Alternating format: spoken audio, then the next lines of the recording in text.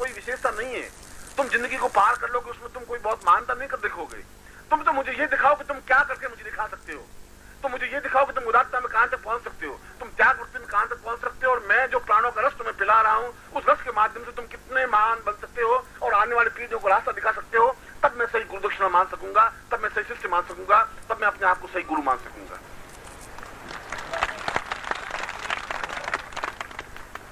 और उस शंकर ने जिस प्रकार से दीक्षा प्राप्त की और गोविंद ने कहा कि तुम्हें संन्यास लेना है और संन्यास लेकर के अद्भुत अपने आप में तुम्हें वाक शक्ति प्रदान करता हूं। तुम्हें लिखना है, तुम्हें बोलना है, तुम्हें निरंतर गतिशील रहना है, तुम्हें निरंतर कार्य करना है और जो मेरा कार्य है वह तुम्हें फैलाना है। क्योंकि गुरु अपने आप में कुछ नहीं होता, ये शिष्य गुरु के हाथ होते हैं, पांव होते हैं, आंखें होती हैं, नाक होते हैं, कान होते हैं। ये मेरा शरीर अपने आप में कुछ है नहीं, यह तो एक स्थूल शरीर है। इस स्थूल शरीर की कोई महत्ता, कोई मूल्य है भी नहीं। इस स्थूल शरीर को मैं कोई ज्यादा प्यार, ज्यादा अटैचमेंट दे नहीं रहा हूँ। ये सारा शरीर बिखरा हुआ मेरे सामने बैठा हुआ है। इसमें से कोई मेरे आंख है जिसके माध्यम से मैं देखता हूँ, कोई मेरा हाथ है जिसके माध्यम से मैं लिखता हूँ, कोई मेरा पैर है जिसके माध्यम से मैं चलता हूँ। और तुम में से कुछ लोग अत्यंत समर्पित होते जा रहे हैं। ऐसा मुझे लगा है कि तुम्हारा अटैचमेंट मुझसे बढ़ता जा रहा है। आज से 4 साल पहले की आज की स्थिति में बहुत अंतर आने लगा है। आज तुम जब मेरे आंखों में और तुम्हारे चरणों में गिरते हो, तुम्हारी आंखों में आंसू छलछलाते हैं। आज तुम 6 महीने नहीं आते, तुम्हारी आंखें छलछलाने लग जाती हैं, रोने लग जाती हैं और झिकियां भरने लग जाती हैं। तुम अपने आप को महसूसने लग जाते हो, तुम्हारा जी कचोटने लग जाता है, मगर उसके बावजूद भी तुम दौड़ करके आ जाते हो। मैं तुम्हारी सारी व्यवस्थाएं, मजबूरियां और परेशानियां समझ रहा हूं, मगर उसके बाद भी तुम दौड़ के आ जाते हो। ये तुम्हारे मेरे संबंध और ज्यादा प्रगाढ़ और ज्यादा नजदीक के हैं, और हैं तो तुम घाटे में नहीं रहोगे, गारंटी है। मैं तुम्हें बहुत कुछ दे के जाऊंगा, ये गारंटी है।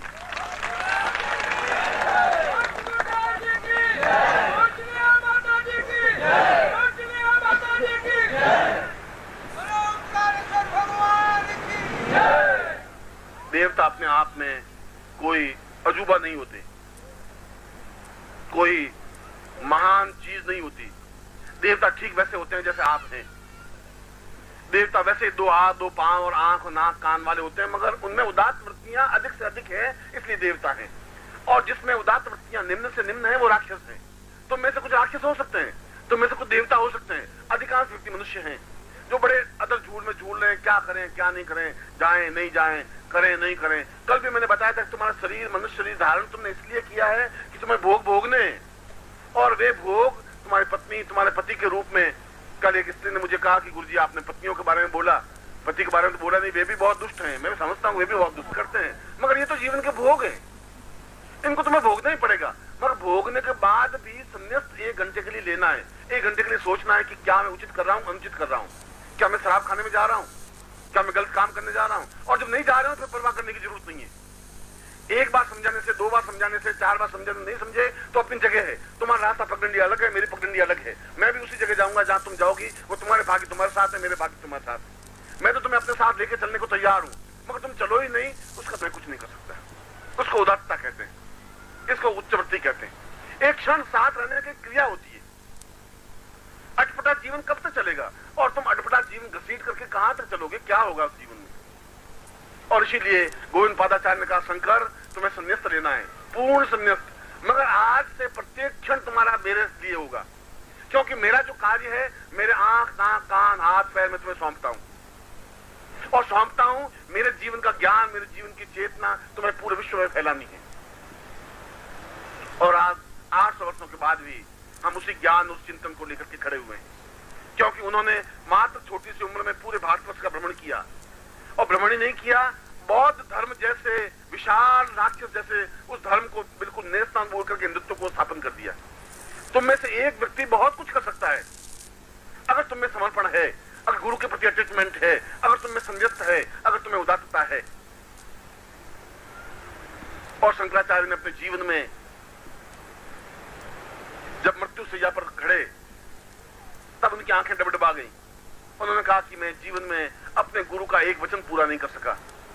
मुझे जीवन में केवल 12 शिष्य चाहिए थे। मैं बहुत ढूंढा, मैं कन्याकुमारी से कश्मीर तक और द्वारिका से कलकत्ता तक मैं पहुंचा, एक ही जगह छोड़ी नहीं। मगर मैं जैसे शिष्य चाहता था वैसे 12 शिष्य मिल जाते तो मैं बहुत कुछ कर लेता। वापिस जिंदगी में कोई समस्या नहीं आती, बाधा नहीं आती। मैं उनको जिंदगी में 12 शिष्य नहीं मिल पाए, ये जीवन की न्यूनता थी। उस समय भी ऐसा ही छल प्रपंच था जो तुम्हारे जीवन में है। जैसा छल प्रपंच तुम्हारे जीवन में परिवार में है, वैसा ही महाभारत काल में भी था, राम राज्य में भी वैसा ही था। लड़ाई झगड़े, मारपीट, छल, झूठ, कपट, असत्य, व्यभिचार, वहां पर भी वैसा ही था। वह युग, द्वापर युग, त्रेता युग, सतयुग और कलयुग एक जैसे ही थे, अंतर कुछ नहीं था। ये युग तो तुम्हारे शरीर के अंदर है। कल भी मैं कह रहा था कि तुम्हारे अंदर ही महाभारत हो रहा है, तुम्हारे अंदर ही सागर मंथन हो रहा है, तुम्हारे अंदर दैत्य है, तुम्हारे अंदर देवता है। मंथन तो वही हो रहा है, तुम ढूंढ रहे हो बाहर। उस मंथन में तुम्हें विजय प्राप्त करना है, तुम्हें काम सौंपना है, अपना क्षेत्र ढूंढ लेना है। उस क्षेत्र में तुम्हें इस संस्था के लिए कार्य करना है, क्योंकि मैं तुम्हें संन्यास दीक्षा दे रहा हूं। रोज 1 घंटा तुम्हें मुझे देना ही है। उस 1 घंटे में तुम दूसरा कोई काम नहीं करोगे, 23 घंटे अपना खुद के काम करोगे। मैं तुम्हें छेड़ूंगा नहीं, मैं तुम्हें पूछूंगा नहीं, मगर दीक्षा लेने का तात्पर्य 1 घंटा तुम कोई चिंतन नहीं करोगे दूसरा, और नारायण का मंत्र जाप भी नहीं करना है। 1 घंटा कार्य करना है, क्रियात्मक पक्ष करना है। केवल मेरा मंत्र जाप करने से, मेरा नाम जपने से और मेरे हाथ जोड़ने से कुछ नहीं हो सकता। मैं ऐसे फूलों के हार और गले में पहनाने में कोई जरूरत नहीं मुझे। मैं सिर्फ आवश्यकता समझता भी नहीं। मैं समझता हूं कि तुम सही अर्थों में पुष्प बन सको, गुलाब की तरह खिले हुए रह सको, मुस्कुराते हुए रह सको। बार बार मेरे प्रत्येक प्रवचन में ये मेरी चिल्लाहट, ये मेरी चीख, ये मेरी आवाज नहीं है, मेरा दर्द है जो अंदर छटपटा रहा है, वेग है, एक नासूर है। मैं समझ रहा हूं कि मुझे जिंदगी के अंतिम क्षण तक 12 शिष्य प्राप्त कर लेने, मैं उसके लिए छटपटा रहा हूं। मेरी सारी भागदौड़ इस बात में है कि मिल जाए मुझे, और मिल रहे हैं। इस बात का कि जो काम वेद व्यास नहीं कर सके, डबडबाती हुई व्यास नदी के किनारे रो करके समाप्त हो गए, और जो डबडबे आंखों शंकराचार्य मृत्यु शैया पर प्राप्त हो गए, मैं ऐसा जीवन प्राप्त नहीं कर पाऊंगा। गारंटी के साथ हर हालत में मैं 12 शिष्य प्राप्त कर लूंगा, जो कि पूरे विश्व को, ब्रह्मांड को बदल सके। और मैं उसी स्थान पर बोल रहा हूं जहां पर गोविंद पादाचार्य बोल रहे थे, भगवान शंकर को सुना करके बोल रहा हूं। 2 टूक शब्दों में बोल रहा हूं, क्योंकि मैं उनका ही अपने आप में एक अंश हूं, तेजस्विता हूं। मैं जो कुछ बोल रहा हूं भगवान शंकर स्वयं बोल रहे हैं। इसमें खुद दोहरा किसी दिन समझने में तुम्हारा आएगी, और कभी समझ में आए, मैं नहीं समझ सकता तुम्हारे कब समझ में आएगी।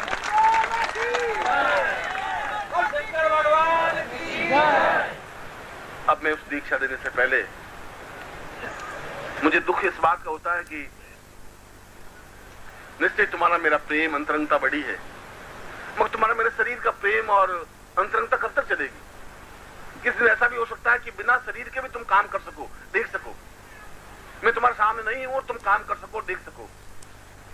ऐसा होना चाहिए, मिशन तो वैसा होना चाहिए। अधिकतर तो आश्रम ऐसे हैं कि गुरु है तो आश्रम है, गुरु जाते ही आश्रम समाप्त हो जाता है। सैकड़ों आश्रम समाप्त हो गए।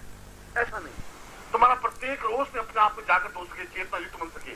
तुम अपने आप को समर्पण करके देखो तो सही। तुमने जिंदगी को पकड़ करके देखा है 40 साल, अब 5 साल जैसा मैं बताऊं वैसा करके देखो। उसके बाद निर्णय करो कि तुम कहां गलती पर थे और जो मैंने कहां गलती की। मुझे तुमसे कोई स्वार्थ है ही नहीं, तुमसे कुछ नहीं लेना है, तो मुझे कुछ दे भी नहीं सकते, है भी नहीं तुम्हारे पास कुछ। तुम्हारे एक मलिन देह है जो तुम्हें मुझे चढ़ा देते हो, जिसमें थूक, लार, मज्जा और विस्ता है। इसके अलावा है क्या शरीर में? अगर उसको समर्पित कर देते हो तो तुम कौन सी बहुत बहादुरी कर रहे हो। जो मैं तुमसे चाहता हूँ वह तुम्हें मुझे भेंट करनी चाहिए। मैं तुमसे वह चाहता हूँ, वह उदारता चाहता हूँ, उच्चता चाहता हूँ, श्रेष्ठता चाहता हूँ, वह ज्ञान चाहता हूँ। और मैं जो दीक्षा दे रहा हूँ वह दीक्षा तुम्हारे शरीर में प्रवेश करे। अपने आप काव्य तुम्हारे शरीर से निकलेगा, अपने आप वाणी तुम्हारे शरीर से निकलेगी, अपने आप तुम्हारे में वाक शक्ति निकलेगी। वरदान देने की, साथ देने की शक्ति तुम्हें प्राप्त हो सकेगी, और गारंटी के साथ प्राप्त हो सकेगी अगर तुम अपने शरीर में मुझे उतार सको, पूर्णता का समावेश कर सको।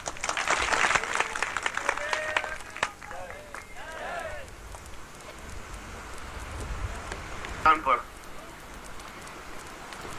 और गोविंद पादाचार्य ने शंकर को दीक्षा दी, और गोविंद पादाचार्य कह रहे हैं, उन्होंने बड़ा एक रस विज्ञान ग्रंथ लिखा है। गोविंद पादाचार्य ने पाद विज्ञान के क्षेत्र में अपने आप में अद्वितीय विद्वान थे, और रस क्षेत्र में उनके मुकाबले का कोई विद्वान रहा नहीं। यदि आपने गुजरात में उनकी ग्रंथ गुजराती में पब्लिश हुए हैं, रस विज्ञान पर करीब 14, 17, 15 ग्रंथ हैं।